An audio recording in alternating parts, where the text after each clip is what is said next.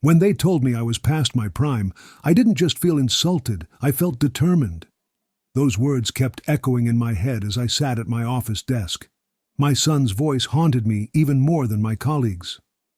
"Dad, maybe it's time to let the young ones take over," he had said, smiling like he thought it was a joke. I could feel the eyes of the team on me. Whispers floated through the air. People glanced at me, then looked away. Nobody offered help. "Friend, before I go on, let me ask you, would you do me a kindness? Tap subscribe so you don't miss what comes next, and tell me in the comments where you're listening from. It helps me see just how far my story reaches." I shook off the embarrassment and noticed a folder sitting on the corner of the conference table. Reductions, senior staff. My heart froze. My hands trembled. I picked it up. Names stared back at me. Mine was on it. Later, in the parking lot, I ran into my daughter-in-law. She smiled a little too wide. "Don't take it hard, it's just business." "Business?" I whispered. "My life's work. Just business?" Her smile didn't reach her eyes. I drove home that day wondering, was this just the beginning? Or was there something even darker hiding behind those whispers? After that day, I began paying closer attention. Every missed email, every overlooked memo, every project reassigned, it all started to make sense. It wasn't accidents. It was a plan. They were slowly edging out anyone who had been around longer than a decade. I kept a notebook. Names, dates, meetings, small betrayals. The tiniest things added up. My blood boiled. They thought I wouldn't notice. "Friend, before I go on, let me ask you, would you do me a kindness? Tap subscribe so you don't miss what comes next. And tell me in the comments where you're listening from. It helps me see just how far my story reaches." One afternoon at the grocery store, I overheard two young colleagues talking. "Did you see the email about Mr. Harris's project? Classic old man mistake," one said, laughing. I froze. My blood felt cold. People were watching, but no one said a word. That night, I called my old friend Marvin. "You're not imagining it," he said. "It's happening to all of us older folks. They're making a list." I closed my eyes. A list. Mine might already be on it. But I wasn't ready to be erased. Not yet. I had to find out who was behind it, and why. The next morning, I walked into my manager's office, my notebook clutched tight. "I need to ask you something," I said, trying to sound casual. He looked up, startled. "Sure. What is it?" I placed my notes on the desk. "Why are my projects being reassigned? Why am I being left out of meetings?" He leaned back, eyes darting. I don't know what you mean," he said. His voice was tight, defensive. "Come on," I pressed. "I've been here 35 years. I've led every major project. Now it's like I don't exist." He sighed, glanced at the door, then lowered his voice. "Look, there are things happening above me. I can't say more." That's when it hit me. He wasn't lying. He was protecting someone. Someone higher up. Someone who had the power to ruin me. Later, at home, I found a strange envelope slipped under my door. No name, just a note.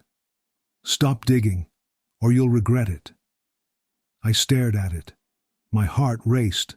Who would threaten me like this? And why? What had I stumbled into? It was a normal Tuesday morning, or at least I thought it was. I walked into my office and found a little sticky note on my desk. In shaky handwriting it said, "Be careful what you dig into." My hands trembled as I read it. I knew instantly. They knew I had noticed. "Friend, before I go on, let me ask you, would you do me a kindness? Tap subscribe so you don't miss what comes next. And tell me in the comments where you're listening from. It helps me see just how far my story reaches." I crumpled the note in my hand, anger rising. "Who sent this?" I muttered aloud. The office was empty, but the echoes of whispers from earlier meetings haunted me. I looked over my shoulder. Everyone was staring, pretending nothing was wrong. Later in the cafeteria, my son walked past with that smug grin. "Everything okay, Dad?" he asked. "Sure," I replied, my voice calm but icy. He didn't notice the tension, or maybe he did. Either way, I knew I had to move carefully now. Someone was watching, someone wanted me to stop, but stopping wasn't in me. If anything, that note lit a fire inside. Who had sent it, and how deep did this scheme go? I had to find out, and soon. Weeks passed. I stayed alert, jotting every little thing in my notebook. One afternoon I caught a junior colleague slipping a copy of my project notes into his bag. His eyes widened when I confronted him. He stammered. "Save it, kid," I said softly. "I'm just watching." "Friend, before I go on, let me ask you, would you do me a kindness? Tap subscribe so you don't miss what comes next, and tell me in the comments where you're listening from. It helps me see just how far my story reaches. Instead of yelling or causing a scene, I calmly documented everything. Date, time, what he said, what he did. Piece by piece the puzzle was coming together. My work, my reputation. They thought they could steal it, but now I had proof. Later, at the grocery store, I ran into my daughter-in-law. "You look tense, Dad," she said. Her eyes flickered with something I couldn't read. "I'm fine," I lied, but inside I felt stronger. For the first time in weeks I felt a little control returning. Still, I wondered, how many more were involved? How far did this really go? It was past 10 at night when my laptop pinged with a new email. No sender, no signature, just 3 chilling lines. "Keep asking questions and your career is over. Don't test us." Fear gnawed at me, a cold pit in my stomach. "Friend, before I go on, let me ask you, would you do me a kindness? Tap subscribe so you don't miss what comes next, and tell me in the comments where you're listening from. It helps me see just how far my story reaches." I sat back in my chair, heart hammering. My mind raced. Who had sent it? My son? Someone higher up? Someone who wanted me gone permanently? I thought about my late wife, and how she always told me, "Stand tall, even when they try to knock you down." I whispered it to myself, over and over. Anger mixed with fear, and for the first time I felt ready. The next morning, I walked into the office with my notebook in hand. Every note, every observation, every slight. They couldn't hide from me anymore. But deep down I knew they were watching, waiting, planning. And I had no idea what their next move would be. What if this escalated beyond office politics? What if my next step put me in real danger? I never thought I'd find anyone I could trust at work. After weeks of feeling alone, I finally noticed Sarah, a longtime staff member who had that same tired look in her eyes, the one that said she'd seen too much. One afternoon I asked her quietly in the break room, "Have you noticed how older staff are being sidelined?" Her eyes widened, then she leaned closer. "You're not imagining it. I've been keeping notes too," she whispered. "Friend, before I go on, let me ask you, would you do me a kindness? Tap subscribe so you don't miss what comes next, and tell me in the comments where you're listening from. It helps me see just how far my story reaches." From that moment, we became a small, careful team. We compared notes, shared observations, and started connecting dots. It wasn't just our department. Projects, promotions, even budgets. It all pointed to a network of manipulation reaching far beyond what I'd imagined. We spent evenings after work poring over spreadsheets and emails. Every whisper, every overlooked memo, every subtle exclusion made sense now. One evening, Sarah looked up at me and said, "If anyone finds out we're doing this, it's over for both of us." I nodded, feeling the weight of what we were up against, but I also felt hope. Finally, I wasn't alone. But I had to ask myself how many others were involved and who would strike first to stop us. I learned quickly that curiosity could be dangerous. One evening, I sneaked into the records room, trying to copy confidential files that would expose the scheme. My hands shook as I worked the copier. "Friend, before I go on, let me ask you, would you do me a kindness? Tap subscribe so you don't miss what comes next. And tell me in the comments where you're listening from. It helps me see just how far my story reaches." The moment felt endless. Every creak of the floor, every distant laugh made my pulse race. If someone caught me, my career would be over, possibly worse. Careful, old man, I muttered under my breath, feeling like a kid stealing candy. When I finally got the copies, I slipped them into my briefcase and almost ran out. My heart pounded so hard, I thought it would give me away. Later, I met Sarah at the diner, and we spread the copies across the table. "This is enough," she said softly. This could change everything." I nodded, excitement mixing with fear. But deep down, I knew danger wasn't over. The closer we got to the truth, the closer they'd come for us. And I kept thinking, who would be watching me next? After the close call, paranoia crept in. Emails were disappearing, meetings were rescheduled without explanation, even small tasks seemed sabotaged. I started questioning everyone. Could I trust my team? My son, Sarah? Friend, before I go on, let me ask you, would you do me a kindness?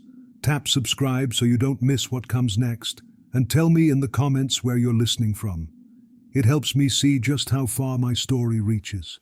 One afternoon, I walked into my office and found my carefully organized notes scattered across the floor. "Who?" I whispered, scanning the room. No one was there, but I knew someone had been. Later, I cornered a colleague, a young man I thought I could trust. "Did you touch my files?" I asked. He shrugged. I don't know what you mean." Every glance, every handshake, every casual conversation became a test. Was this person loyal, or were they feeding information to someone above? That night, I sat in my living room, staring at the wall, thinking. I had allies, but the web of betrayal was growing. Every move I made was dangerous. And the question that kept me awake was simple, terrifying. Whom could I really trust? It hit me one Monday morning. I overheard whispers in the break room. "Harris is difficult. He's resistant to change." My son had mentioned it first in passing, smiling like it was nothing. But this wasn't casual chatter. It was deliberate. They were trying to discredit me in front of everyone. Friend, before I go on, let me ask you, would you do me a kindness? Tap subscribe so you don't miss what comes next. And tell me in the comments where you're listening from. It helps me see just how far my story reaches. I clenched my fists, swallowing my anger. I had to fight smarter, not louder. Losing my temper would play right into their hands. I started taking notes, documenting who said what, when, and where. At lunch, I confronted a colleague who had been spreading the rumor. "Why say those things?" I asked quietly. "Hey, I just mentioned what I heard," he muttered, avoiding my eyes. Later, in the parking lot, my daughter-in-law waved from her car. "Don't let it get to you," she called. I wanted to scream at her, but I held my tongue. The leak was small but dangerous. Someone wanted me out, and they were clever. I had to figure out who was behind it before it spread further. But the bigger question haunted me. How deep did this network of betrayal go? Nights at the office became my only refuge. I stayed long after everyone left, piecing together memos, email chains, and confidential notes. My eyes ached and my back screamed, but I couldn't stop. Friend, before I go on, let me ask you, would you do me a kindness? Tap subscribe so you don't miss what comes next, and tell me in the comments where you're listening from. It helps me see just how far my story reaches. The more I dug, the more I realized it wasn't just our department. This was bigger, systematic, a deliberate effort to push out older employees.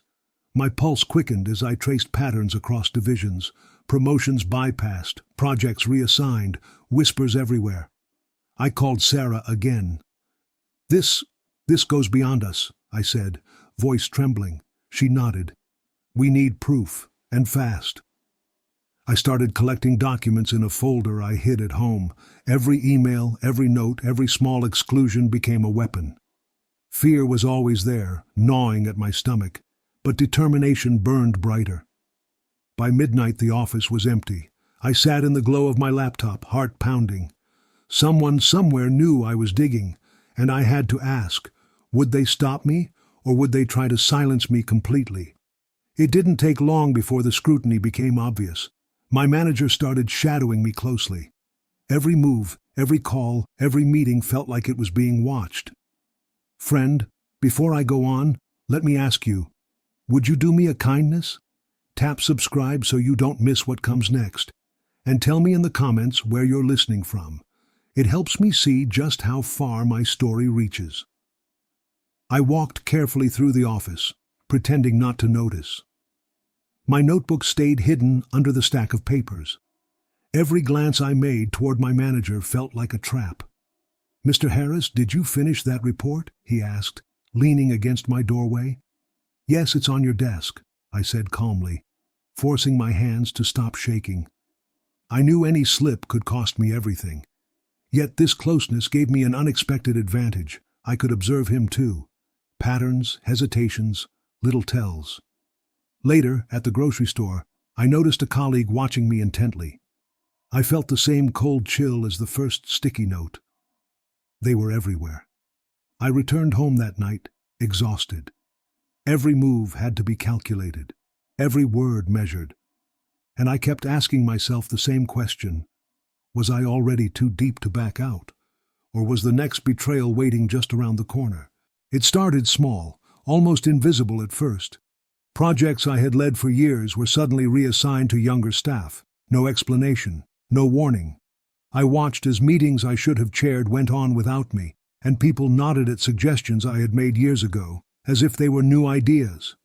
Friend, before I go on, let me ask you, would you do me a kindness? Tap subscribe so you don't miss what comes next, and tell me in the comments where you're listening from. It helps me see just how far my story reaches. I felt a cold anger in my chest. They thought I wouldn't notice. But I did. Every email, every memo, every reassigned project, I documented it all. My digital trail grew longer each day, a record that couldn't be ignored. Later, in the cafeteria, a young colleague passed by, smirking.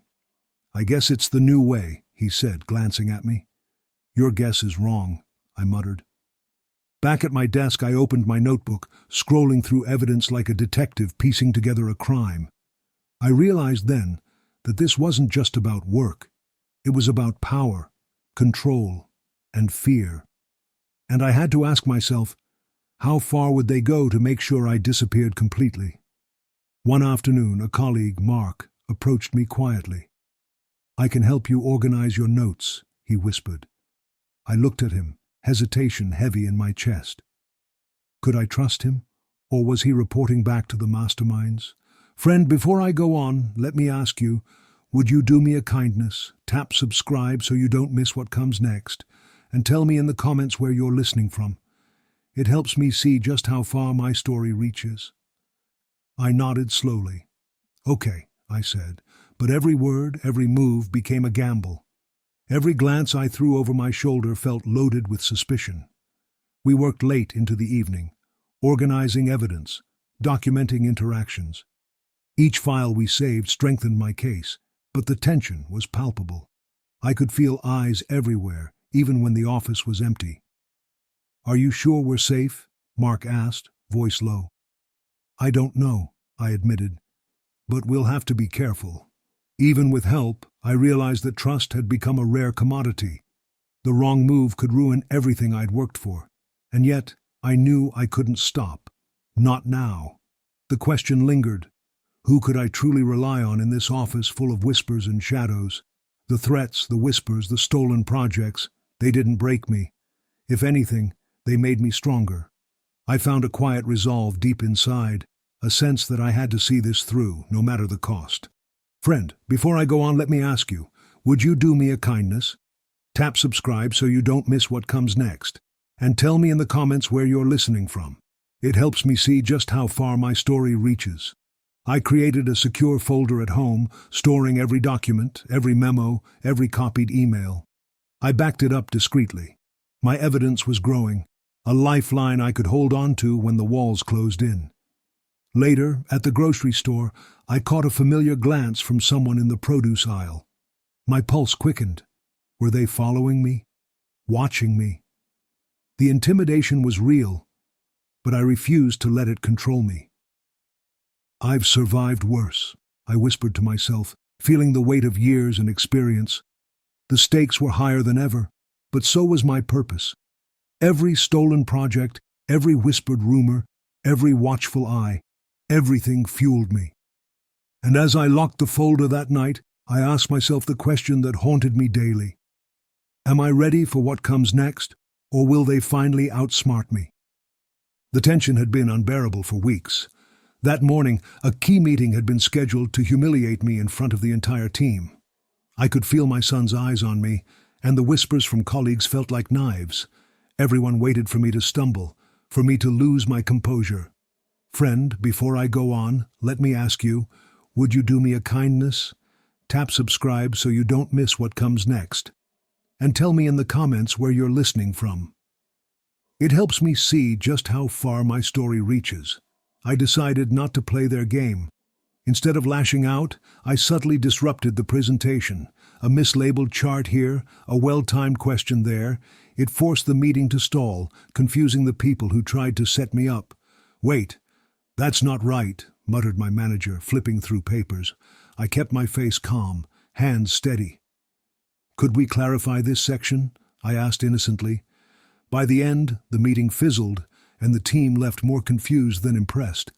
My small retaliation had worked. Walking back to my office, a thrill ran through me. I realized I could fight back, but it had to be smart, not angry. Still, I wondered, would they notice the defiance and strike harder next time? My subtle victories didn't go unnoticed. The masterminds realized I wasn't going to quit quietly. From that day, their tactics escalated. Projects I depended on were canceled. Insults were delivered in front of colleagues. Even personal attacks crept into conversations. Friend, before I go on, let me ask you, would you do me a kindness? Tap subscribe so you don't miss what comes next, and tell me in the comments where you're listening from.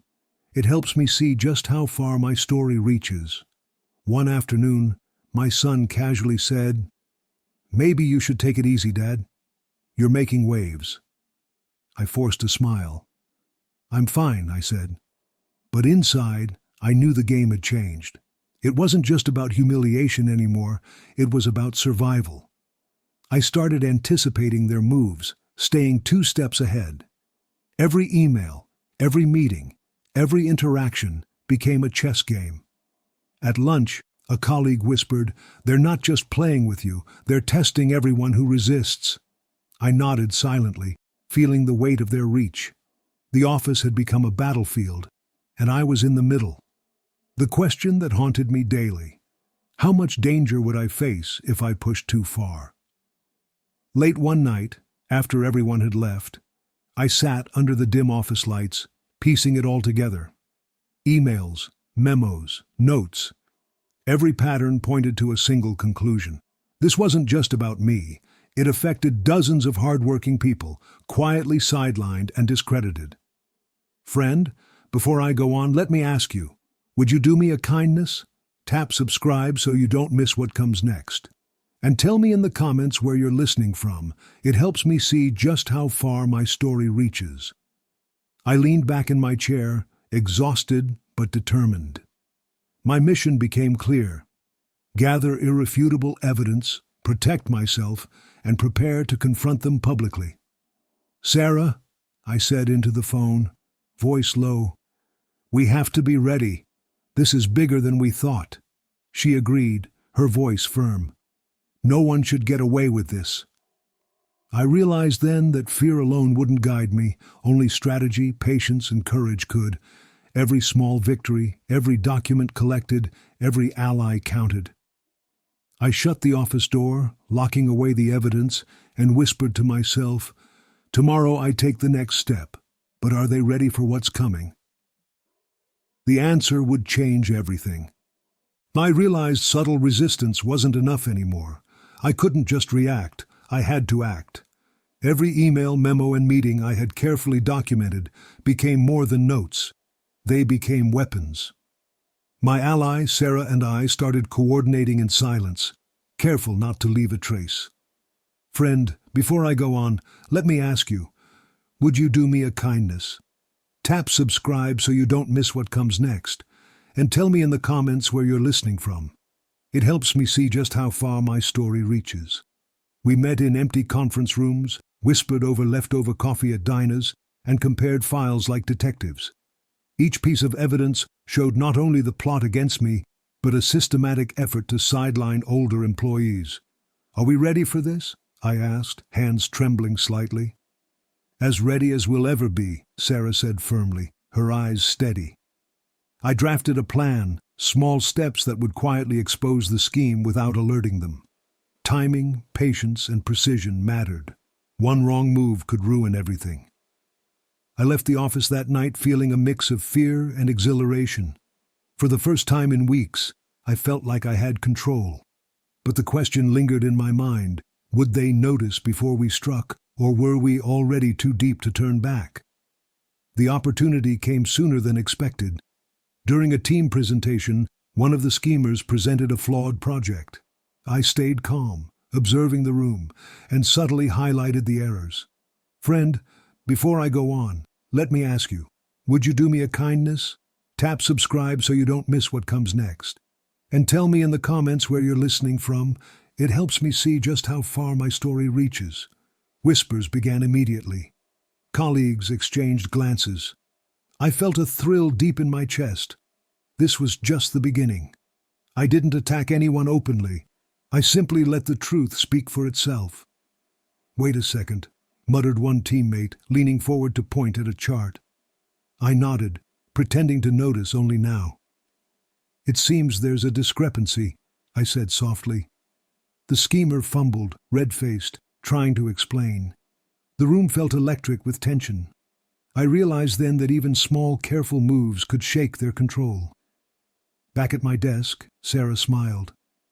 "That was beautiful," she whispered. I leaned back, heart pounding. I knew this tiny victory was just the first ripple, and I wondered, how far could one small strike go before they retaliated? The gossip campaign against me, carefully crafted to discredit me, began to crumble.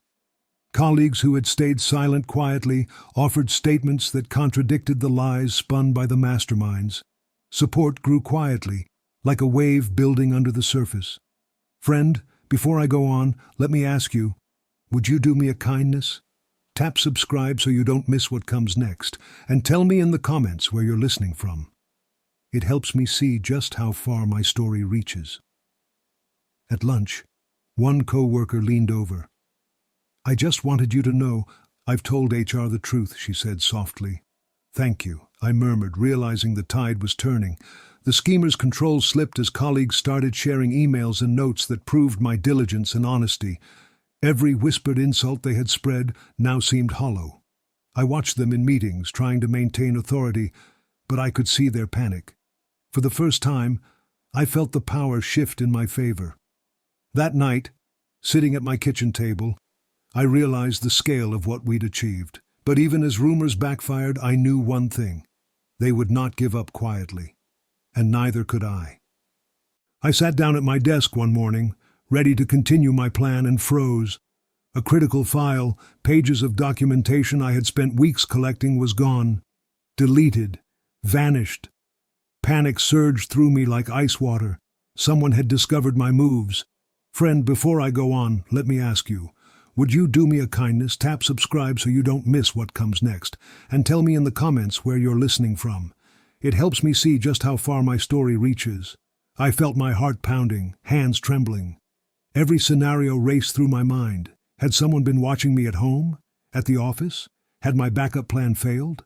I took a deep breath, reminding myself I wasn't helpless. The backup copy I had stashed securely saved the day. Slowly, I rebuilt the lost documentation, more carefully this time, adding extra layers of protection. Later, at the grocery store, I noticed a coworker glancing in my direction. A shiver ran down my spine. Had they followed me? I realized then that my opponents were clever, ruthless, and constantly observing. But that realization didn't deter me. If anything, it sharpened my resolve. Still, a question lingered. How far would they go to stop me before I exposed the full truth? I realized I couldn't fight alone. Slowly, quietly, more co-workers began joining my cause. Older employees who had been silenced now dared to speak. Their faces, once tense with fear, now carried hope. "Friend, before I go on, let me ask you, would you do me a kindness? Tap subscribe so you don't miss what comes next. And tell me in the comments where you're listening from. It helps me see just how far my story reaches.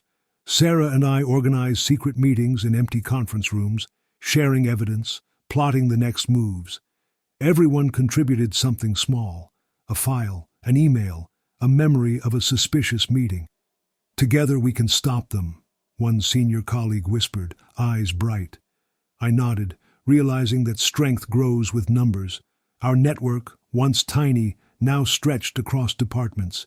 Each ally was a shield, each statement a weapon. At lunch, whispers began circulating in favor of the truth.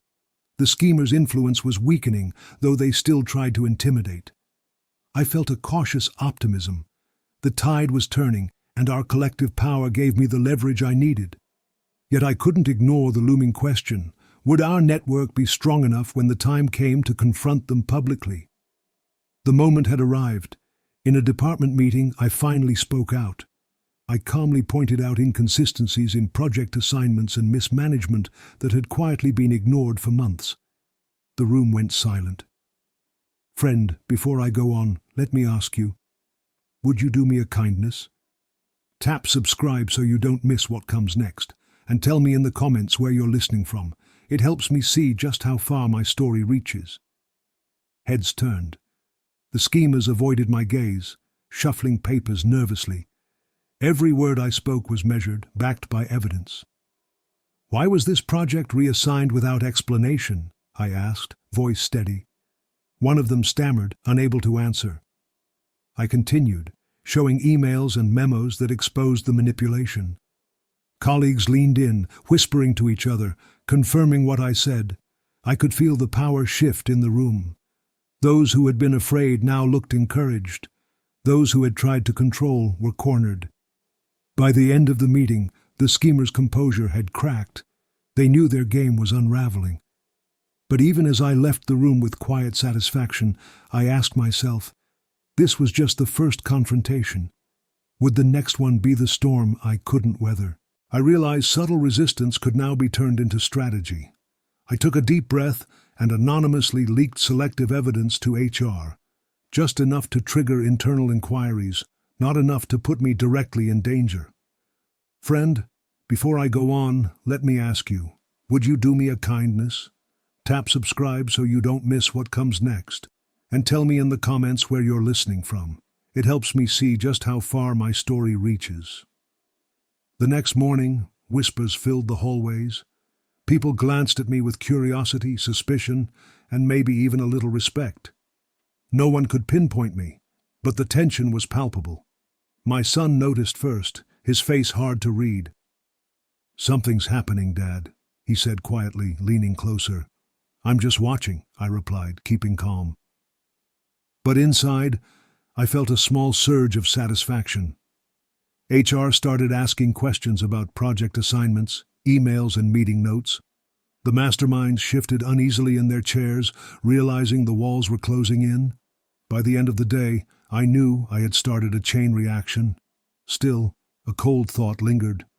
How long before they traced the leak back to me, and what would they do if they did? That night, the intimidation intensified. My phone buzzed repeatedly with calls from unknown numbers. Vague messages appeared, warning me to stop digging. Fear gnawed at me, but anger, deep, simmering anger, kept me awake. Friend, before I go on, let me ask you, would you do me a kindness? Tap subscribe so you don't miss what comes next, and tell me in the comments where you're listening from. It helps me see just how far my story reaches. I read every message carefully. None were signed, none traced, but the intent was clear. They wanted me scared, compliant, silent. I poured coffee, pacing my apartment late into the night. I won't stop, I muttered to the empty room. I thought of all the hard-working people who were being pushed out quietly. I can't let them win, I whispered. The next day at work, I noticed subtle changes, deleted emails, reassigned tasks. The message was clear. They were watching closely, but I had my own strategy now. Every move I made was deliberate, calculated. I refused to back down. Still, a question weighed on me. Would my persistence push them too far? Or was it the only way to win? The moment of truth approached. I prepared a presentation that left nothing to chance. Emails, schedules, internal memos, all documented the systematic effort to push out older employees. Every piece was irrefutable. Friend, before I go on, let me ask you, would you do me a kindness? Tap subscribe so you don't miss what comes next, and tell me in the comments where you're listening from. It helps me see just how far my story reaches. I rehearsed carefully, knowing the room would be full of eyes, some hostile, some nervous. Sarah, my ally, whispered, "You're ready." I took a deep breath and began. "These documents show a clear pattern," I said, voice steady but strong. Heads turned, whispers broke out, and the schemers avoided eye contact, shifting in their seats. The evidence left no room for denial. Colleagues leaned forward, some nodding subtly, confirming the truth. For the first time I felt the power shift tangibly in my favor. The schemers were cornered, yet I knew this was just the beginning of exposure. Every move I had made, every document, every ally, culminated in this moment. As I finished, a thought struck me cold. Would the higher-ups act swiftly, or would the masterminds try one final desperate move to silence me? It hit me like a punch in the chest. One of my trusted allies admitted they'd been coerced to spy for the schemers. My heart sank. The whispers, the strange glances, it all made sense now. Friend, before I go on, let me ask you, would you do me a kindness? Tap subscribe so you don't miss what comes next, and tell me in the comments where you're listening from. It helps me see just how far my story reaches. I didn't want to, but they threatened me, my ally whispered, eyes downcast. I nodded slowly, not out of forgiveness, but understanding. I had anticipated this. That was why I had duplicated every file, every email, every shred of evidence. Nothing could be lost. Nothing could be destroyed. The schemers thought they were one step ahead. I let them think that. Meanwhile, I strengthened my network, reassured my other allies, and prepared for the public confrontation. I realized then that betrayal could cut deep, but careful planning made it survivable. I felt a strange mixture of sorrow and resolve. Still, a question lingered in my mind. If even my closest allies could be turned, who could I truly trust when the final showdown came? Timing was everything. I waited until all pieces were in place. Then, through a trusted journalist, the leak went public. The story of ageism, manipulation, and secret schemes spread like wildfire across the company and local news. Friend, before I go on, let me ask you, would you do me a kindness? Tap subscribe so you don't miss what comes next. And tell me in the comments where you're listening from. It helps me see just how far my story reaches. Emails poured in, colleagues whispered in the hallways, faces that once held fear now looked cautious, then curious, then emboldened. "They can't ignore this," whispered Sarah, one of my steadfast allies. I watched as the schemer's careful veneer cracked. The whispers turned into questions. Tension filled every meeting, every corridor. People who had stayed silent now spoke, quietly at first, then with more confidence. It was exhilarating, seeing the truth take hold publicly. Years of manipulation and fear were finally being exposed. But even as the story went viral, I knew the schemers wouldn't give up easily. A chilling thought ran through me. How far would they go now that the truth was out? HR and the top executives could no longer look the other way. Phones rang endlessly. Emails flooded inboxes. Formal investigations were demanded. I watched quietly, sipping my morning coffee, as the walls closed in on the schemers. Friend, before I go on, let me ask you, would you do me a kindness? Tap subscribe so you don't miss what comes next, and tell me in the comments where you're listening from.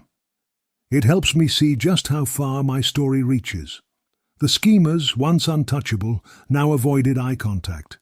Every office meeting felt tense. Their whispers and manipulations had no effect anymore. The evidence was irrefutable, and the public scrutiny was relentless.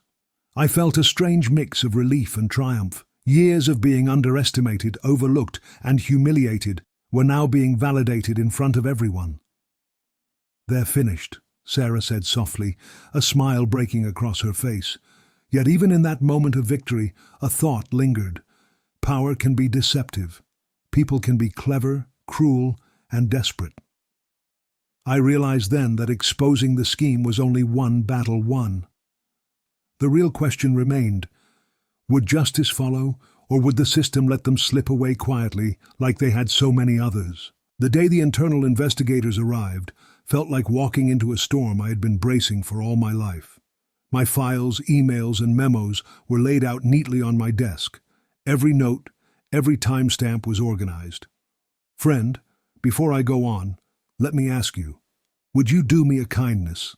Tap subscribe so you don't miss what comes next, and tell me in the comments where you're listening from. It helps me see just how far my story reaches." "Can you explain this email chain?" one investigator asked, raising an eyebrow. I nodded. "Of course, every detail has context." Questions came fast and furious. Who authorized project reassignments? Why were older staff overlooked? I answered each clearly, calmly. I could see my co-workers watching from the hall, whispers trailing them like shadows. The schemers, sitting stiffly in the corner, avoided my eyes. Their bravado from weeks ago had vanished. I realized that preparation was my shield. Evidence was my sword. But even as I laid everything bare, a chill ran down my spine. I had revealed my hand, but would it be enough? Could they still find a way to twist the story, even with proof in black and white? I left the office that day feeling both empowered and uneasy. The battle was no longer secret, but the outcome remained uncertain. For weeks, the schemers tried everything to discredit me. Whispered rumors, late-night calls, vague threats. They all fell flat. My evidence was airtight. Even allies of the schemers began distancing themselves. "Friend, before I go on, let me ask you, would you do me a kindness? Tap subscribe so you don't miss what comes next. And tell me in the comments where you're listening from. It helps me see just how far my story reaches." "I don't know what to say anymore," muttered Tom, one of the schemers' closest allies. I simply nodded. No gloating. Silence carried more weight than words. The office atmosphere changed. Older employees, once fearful and quiet, began to speak. Small victories, smiles exchanged in the hallway, whispers of support, signaled the tide was turning. It was subtle, but I felt the power shift. The schemers were no longer untouchable, their control was weakening, their confidence fraying. Yet despite this quiet momentum, a shadow lingered. I knew they wouldn't go down without one last desperate move. Would their fear make them reckless, or could they strike back in a way I hadn't anticipated? By now the schemers' whispers had become frantic. Mentions of legal action, threats, and complaints floated through the office. But fear had replaced their arrogance. Every glance they cast at me was cautious, measuring. "Friend, before I go on, let me ask you, would you do me a kindness? Tap subscribe so you don't miss what comes next. And tell me in the comments where you're listening from. It helps me see just how far my story reaches." "They've got nothing," Sarah whispered as we passed in the hallway. I nodded. "They can't hide behind lies anymore." The quiet dread in the schemers' eyes was palpable. Their web of manipulation had been exposed, their network of fear crumbling. And yet, tension hung in the air like a storm waiting to strike. Every meeting, every interaction felt charged. Even casual conversations held the potential for sparks. I remained calm, aware that patience now was as vital as preparation had been all along. Still, I couldn't shake a single thought. Even exposed, would they lash out in a way that could ruin everything I had fought for? The end of the scheme felt near, but the real danger was only just beginning. I never thought help would come from that direction. Tom, a mid-level executive I had barely noticed, quietly approached me one morning. "I've seen what's been happening," he whispered, glancing over his shoulder. "I can back you up, if you're ready." "Friend, before I go on, let me ask you, would you do me a kindness? Tap subscribe so you don't miss what comes next, and tell me in the comments where you're listening from. It helps me see just how far my story reaches." My heart skipped. An ally at this level was a game changer. Together, we pieced together a link from the manipulations I'd been tracking straight up to upper management. Every misassigned project, every subtle push-out strategy suddenly had a chain of command. We worked quietly, carefully. One wrong move, and we risked the whole case. "I'll make sure this stays documented," I said, keeping my voice low. Tom nodded. "We need to be thorough. This could blow the roof off." And he was right. When we handed our findings to the investigators, the scope expanded dramatically. It wasn't just about me anymore. The scheme was bigger than anyone had imagined. But with this new leverage came new danger. If the masterminds caught wind of our alliance too soon, they could strike back, hard. I realized that while this ally strengthened my hand, it also raised the stakes. Would we be ready for the retaliation waiting in the shadows? HR scheduled a formal review meeting. The room was cold and sterile, buzzing with whispered speculation. The schemers sat stiffly, their confidence evaporating. I felt a mix of fear and determination. "Friend, before I go on, let me ask you, would you do me a kindness? Tap subscribe so you don't miss what comes next. And tell me in the comments where you're listening from. It helps me see just how far my story reaches." I presented the evidence carefully, emails, schedules, and memos that showed the network of manipulation. Witnesses I had quietly prepared stepped forward. One by one, their testimonies filled in gaps the schemers had tried to hide. "This isn't just about mistakes," I said, my voice steady. "It's a coordinated effort to push out loyal employees." Gasps echoed, heads turned. Even the schemers' allies squirmed, avoiding eye contact. The room felt electric, charged with tension. Every question I asked was met with nervous stutters. For the first time, they had to answer under scrutiny. Power had shifted. Yet, as the meeting ended, I couldn't shake a single thought. The real challenge was just beginning. Public exposure was coming next, and with it, the storm. Would I be ready for what awaited outside these walls? After the meeting, the office felt strangely quiet. The schemers' usual chatter and whispers were replaced by tense glances. I had turned the tables, yes, but only for a moment. "Friend, before I go on, let me ask you, would you do me a kindness? Tap subscribe so you don't miss what comes next, and tell me in the comments where you're listening from. It helps me see just how far my story reaches." I spent that night alone in my living room, papers neatly stacked, laptop closed. I reviewed every piece of evidence, rehearsed my points, and imagined the confrontation to come. My heart raced, but my resolve was firm. I knew the final showdown would be public, unavoidable. The schemers, cornered, might fight back in ways I hadn't predicted. But I also knew the truth was on my side, and I had allies, witnesses, and documentation. "This is it," I murmured to the empty room, "the moment we've been preparing for." The storm loomed, silent but inevitable. I felt fear, yes, but also clarity. Every choice I'd made had led to this point. And yet, in the quiet of that night, one question haunted me. Would they crumble, or would they strike before justice could be served? The announcement hit like a thunderclap, a mandatory all-hands meeting. Rumors buzzed through the office like angry bees. People whispered in corners, glanced over shoulders, and nervously checked emails. "Friend, before I go on, let me ask you, would you do me a kindness? Tap subscribe so you don't miss what comes next, and tell me in the comments where you're listening from. It helps me see just how far my story reaches." My heart pounded in my chest.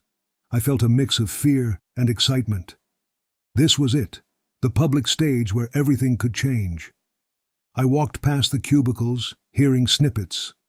"Do you think it's about the recent complaints? Maybe HR finally cracked down?" My eyes met those of the schemers. They looked pale.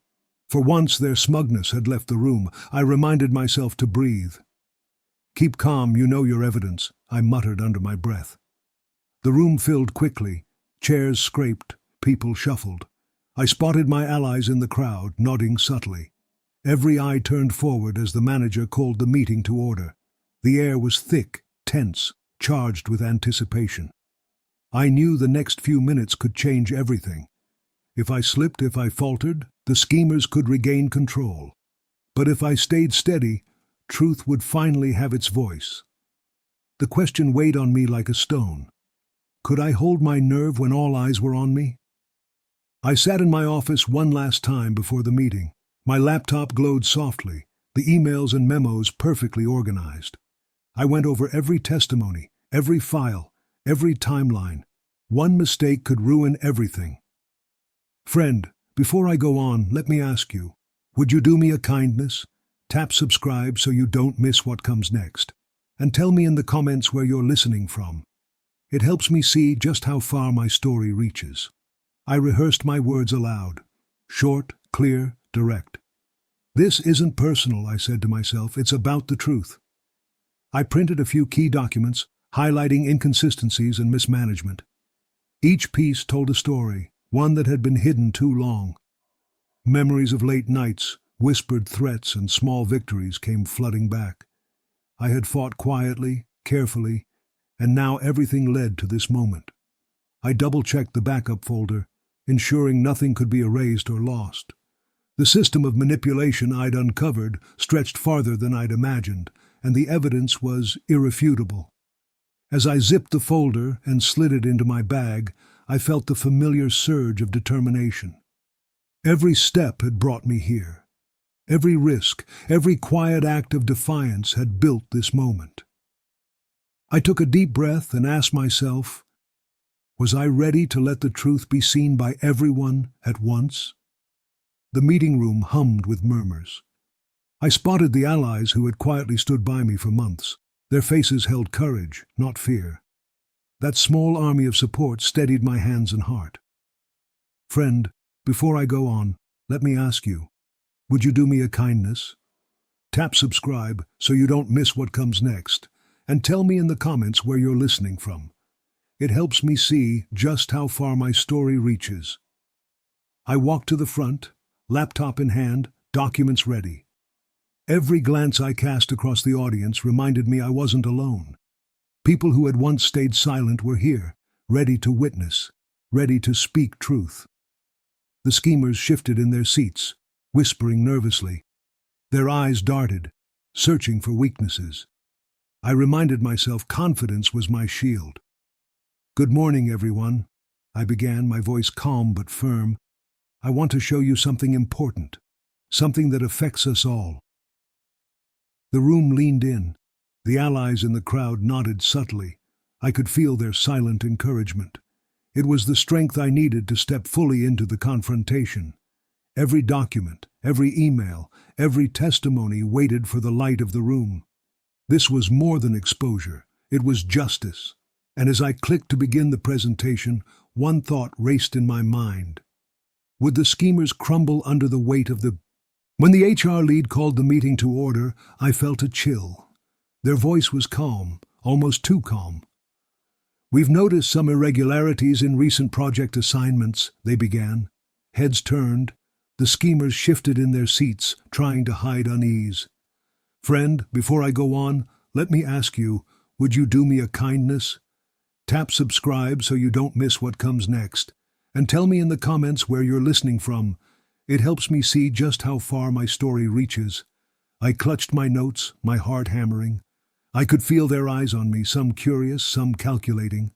I reminded myself, stay calm, speak clearly, let the evidence do the talking. Everyone will have a chance to speak, HR continued. We'll review documents, emails, and schedules to understand the situation fully. I glanced at the schemers. Their lips were tight, their hands fidgeting. I could see the fear creeping in. For months, they'd tried to control, manipulate, and humiliate. Now the power was shifting. I whispered to myself, this is it, stay steady. The room was silent for a moment. Every breath seemed loud. I realized the first words I would speak could set the tone for the entire confrontation. Could I make the impact I had been planning for so long? I took a deep breath and clicked the first file on my laptop. The room darkened slightly as the projector lit up. Altered schedules appeared on the screen, misassigned projects, emails that clearly showed intent. Friend, before I go on, let me ask you, would you do me a kindness? Tap subscribe so you don't miss what comes next, and tell me in the comments where you're listening from. It helps me see just how far my story reaches. Gasps rippled through the room, faces paled, a few whispered, but no one dared challenge me. I felt a strange thrill. It was the first time my months of quiet work were being seen, understood. One of the schemers muttered under their breath, but I didn't hear clearly. I focused on the room. Allies nodded at me, their subtle smiles giving me courage. I explained calmly, these changes were not mistakes, they were deliberate, and they show a pattern meant to marginalize certain employees. The HR lead took notes furiously. My evidence was undeniable. For the first time, the schemers realized their network had cracks, and those cracks were about to widen. I closed the first section and paused, letting the silence hang. One thought struck me. Would they try to fight back now, in front of everyone, or wait for later? I scanned the room, feeling the weight of every eye. My allies were quiet, attentive, ready to support me if needed. One of the masterminds leaned in and whispered something, low enough that no one else could hear. Friend, before I go on, let me ask you, would you do me a kindness? Tap subscribe so you don't miss what comes next, and tell me in the comments where you're listening from. It helps me see just how far my story reaches. I ignored the whisper. My focus was on the crowd, on the faces of people who had been silenced for too long. I have more evidence, I said, my voice calm. Please follow along. Emails, memos, and screenshots flashed across the projector. Each one told the story of deliberate manipulation, subtle sabotage, and threats. Some heads sank in shame, others clenched in disbelief. The schemer's whispered threat lingered in my mind like smoke, but I would not flinch. I had rehearsed this for months. The truth was my shield, and nothing they could murmur would undo it. By the end of the session, the tension had shifted. Fear now belonged to them. I asked myself quietly, would they attempt something desperate before the investigation reached its conclusion? I could feel the air in the room thicken as my colleagues began to speak. People I had quietly mentored over the years stood one by one, sharing their experiences. Their voices were steady, but you could feel the weight of every word. Friend, before I go on, let me ask you, would you do me a kindness? Tap subscribe so you don't miss what comes next, and tell me in the comments where you're listening from. It helps me see just how far my story reaches. Every deadline was unfairly shifted, one woman said, and the older team members were pushed aside on purpose. Another added, I felt targeted. My work was undermined again and again. As they spoke, the schemers squirmed in their seats. Eyes darted around, hands fidgeted. I had expected bravery, but this courage felt like lightning striking the room. Each testimony reinforced the pattern I had uncovered. Systemic ageism, deliberate sabotage. Every lie they spun before began to crumble under truth. I whispered quietly to myself, this is the moment, hold steady. HR took notes frantically, while some witnesses wiped away nervous tears. The schemers tried to maintain composure, but their panic was visible. I realized that cornering them wasn't just my victory, it was a collective pushback. Could they recover from this exposure? Or had the walls finally closed in on them? Just when I thought the room had calmed, the schemers tried their last-ditch defense. It's a misunderstanding, one said. This was company strategy, nothing personal. Friend, before I go on, let me ask you, would you do me a kindness? Tap subscribe so you don't miss what comes next, and tell me in the comments where you're listening from. It helps me see just how far my story reaches. I could feel every eye on me. I calmly opened the next set of documents. Emails, project notes, even recorded meeting minutes, all proved intent. Every excuse they made was contradicted. I'm afraid your claims don't align with documented evidence, I said, and the pattern is clear. Murmurs filled the room. Patience was fading. Colleagues nodded in agreement, while some schemers whispered in panic to each other. They realized words alone would no longer protect them. I watched closely, studying their reactions. This wasn't just a professional confrontation anymore, it was a moral reckoning. Every lie, every subtle betrayal, now laid bare. And still, I knew something bigger was about to happen. Would the higher-ups finally act, or would the schemers slip through one last loophole? The room went quiet as a senior executive walked in, scanning each face like a hawk.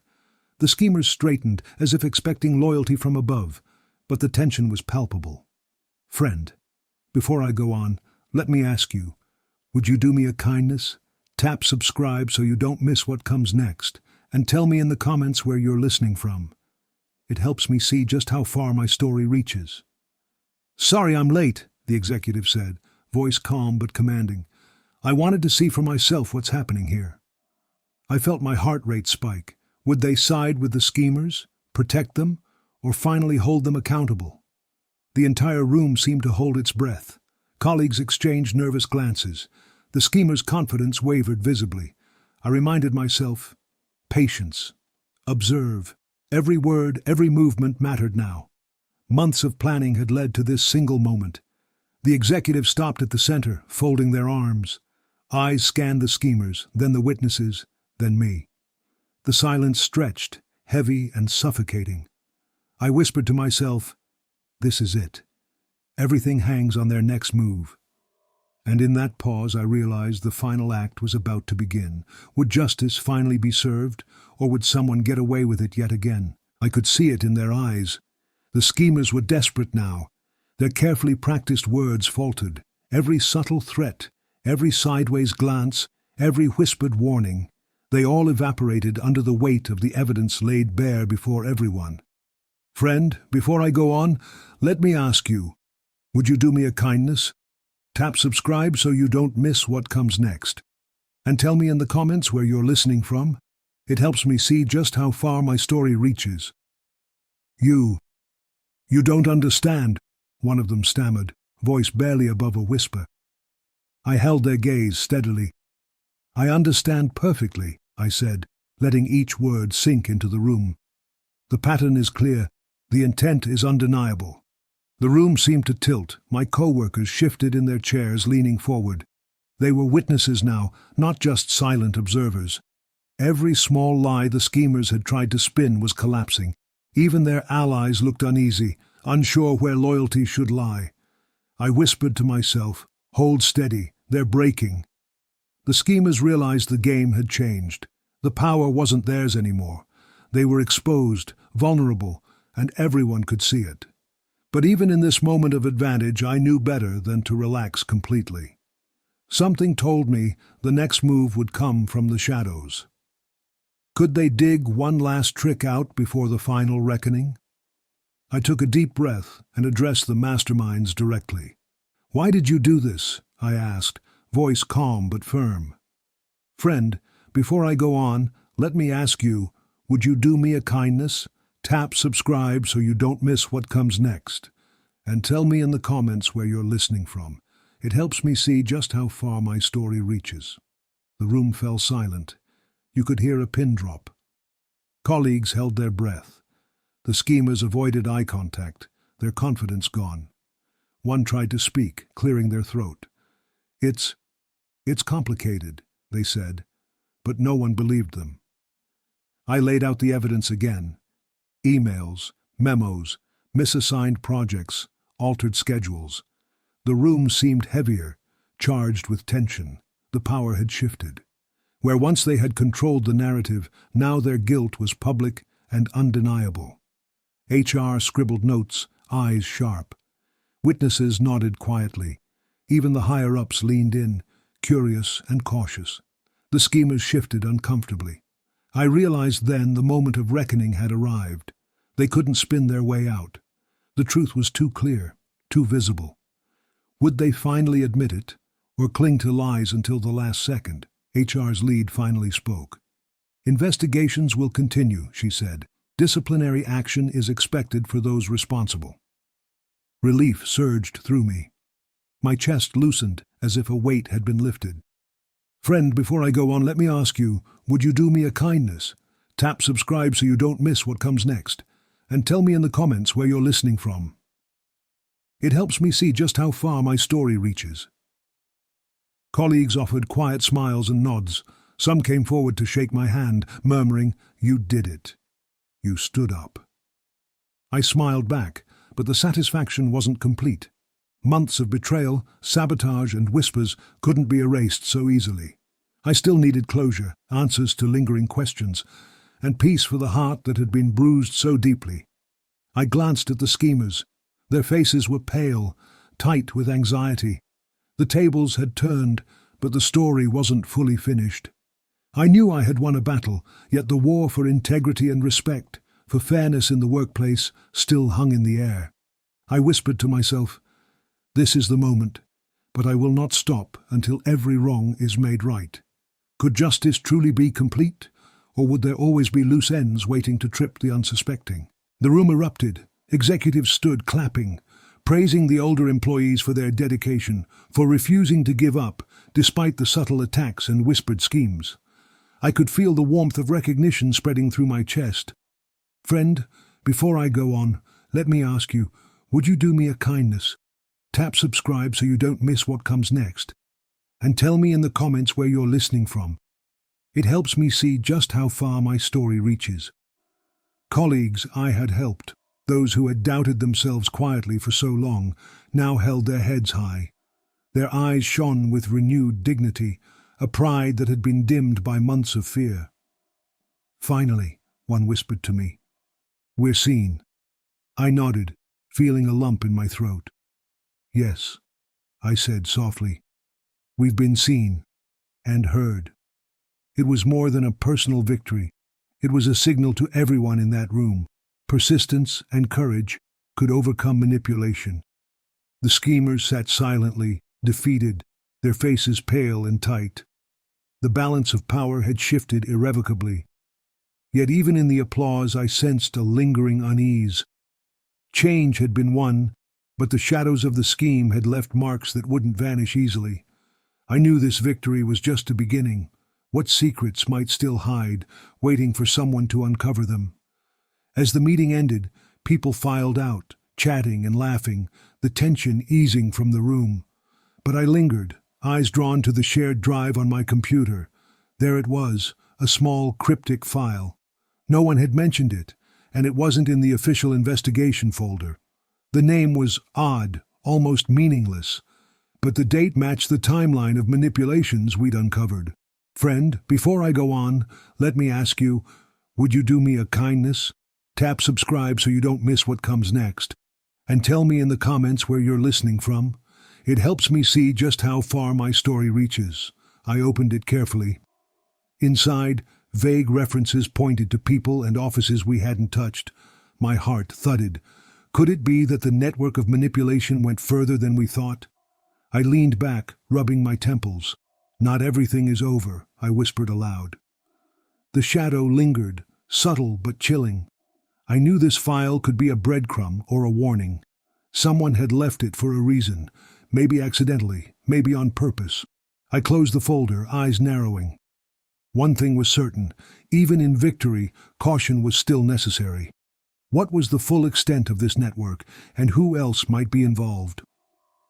Walking back to my desk, I let myself breathe. The tension of months, the whispered threats, the secret sabotage, it all led here to recognition and vindication. I felt a quiet pride that settled deep into my bones. Friend, before I go on, let me ask you, would you do me a kindness? Tap subscribe so you don't miss what comes next. And tell me in the comments where you're listening from. It helps me see just how far my story reaches. I thought of every colleague I had helped, every ally who had stayed silent until the right moment. Their courage had strengthened mine. Together we had weathered the storm of lies and manipulation. I paused at my desk, staring at my computer screen. The cryptic file from the shared drive lingered in my mind, a reminder that vigilance was still necessary, that justice sometimes demanded more than a single victory. But for the first time in a long while, I felt empowered. Not just for myself, but for everyone watching, everyone who had been pushed aside or underestimated. I whispered softly, almost to myself, we can stand strong, and maybe we can teach them to never underestimate us again. Yet in the back of my mind, a question lingered. How far did the shadows really reach, and would the next challenge be even darker than the last? After the storm had passed, I realized my story could do more than expose wrongdoing. It could teach. I began quietly mentoring younger employees, sitting with them in the break room, in the quiet corner of the library, even in the cafeteria after hours. I told them about integrity, resilience, and vigilance. "Don't let anyone tell you your age or inexperience defines you," I said softly. "You can stand up, even when it seems impossible." Friend, before I go on, let me ask you, would you do me a kindness? Tap subscribe so you don't miss what comes next, and tell me in the comments where you're listening from. It helps me see just how far my story reaches. They listened, eyes wide, nodding slowly. Some whispered their gratitude later. I watched the ripple begin, small acts of courage spreading quietly across the office. It wasn't just about me anymore. It was about showing that standing up mattered, no matter your age, no matter your position. Every day I saw subtle shifts. People spoke more openly, collaborated more honestly, and questioned quietly when things didn't feel right. The lesson was clear. Courage was contagious. And I felt a deep satisfaction that my struggles, my late-life battles, could ignite hope in others. Yet, even as I smiled at their progress, I knew vigilance must continue. The shadows of manipulation never entirely vanish. They just retreat, waiting. Would we spot them next time before they struck again? We gathered quietly in the conference room, a small group of allies who had weathered the months of tension alongside me. There was no fanfare, just shared laughter, smiles, and a relief that felt almost sacred. The office felt alive again. "Feels like the weight is off," one colleague said, passing a plate of cookies. "Yes," I whispered, letting the warmth fill me. "We did it together." Friend, before I go on, let me ask you, would you do me a kindness? Tap subscribe so you don't miss what comes next. And tell me in the comments where you're listening from. It helps me see just how far my story reaches. We talked quietly about the battles we had faced, the subtle threats, the whispered lies, the long days of uncertainty. Yet in that small circle, courage had prevailed. Every ally had grown stronger, every older employee more confident. I watched them laugh, their eyes shining again, and felt a pride I had never expected at my age. The victory was ours, shared and unspoken in its fullness. Still, a lingering tension tugged at me. I couldn't ignore it. That cryptic file, that shadowy hint of a network beyond our reach, whispered a reminder. Our story wasn't fully complete. Had we truly uncovered everything? Or was there still more waiting in the dark? I sat at my desk late that evening, the office mostly empty, the hum of lights above like a soft heartbeat. My eyes fell again on the cryptic file I had discovered weeks ago. I opened it slowly, savoring the moment. Friend, before I go on, let me ask you, would you do me a kindness? Tap subscribe so you don't miss what comes next, and tell me in the comments where you're listening from. It helps me see just how far my story reaches. A smile crept across my face. The network might still exist, yes, but now I knew how to fight it. Every lesson I had learned, the patience, the courage, the strategy, the allies, I carried them all like tools in a well-worn box. Age didn't define power. Determination did. I thought of the younger employees I had guided, their faces bright with hope. They would carry this story forward, continue the vigilance, continue the fight. And maybe, just maybe, they would outsmart shadows I hadn't yet uncovered. I leaned back in my chair, feeling both satisfaction and anticipation. My story wasn't over. Not by a long shot. There were still lessons to teach, battles to fight, and courage to inspire. And deep down, I knew the next chapter, the next storm, was already waiting. Would I and they be ready when it arrived?